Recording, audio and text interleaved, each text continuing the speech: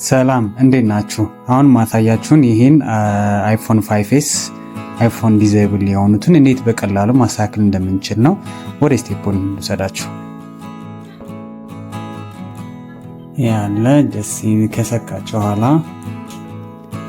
ከታ ፓወር በተንና ሆም በተኑን ሎንግ ፕረስ እስኪጠፋ ድረስ እንዴት ታደርጋላችሁ?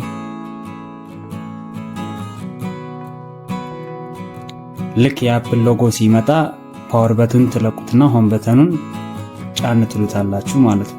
ልክ የኛን ትለቁትና የኛ ለቅ ያለው ልክ እንደዚህ DFU ሞድ ከገባልን ኋላ ወደ ፒሲው እንሄዳለን።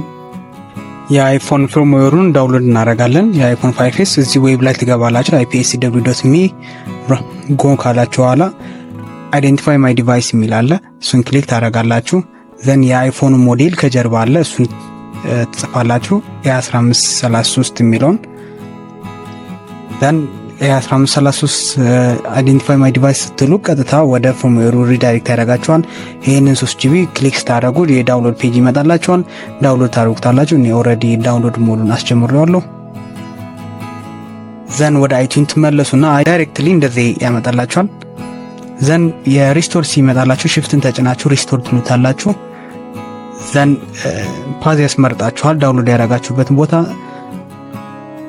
ያደረጋችሁበትን ቦታ ላይ አስገብታችሁ ኦፕን ትሉታላችሁ። ፊርምዌሩ መጫን ይጀምራል ማለት ነው። ልክ እንደዚህ ሲሆን ፊርምዌሩ ስልኩ ቀጥታ ይከፍትላችኋል። አመሰግናለሁ። ቴንክ ዩ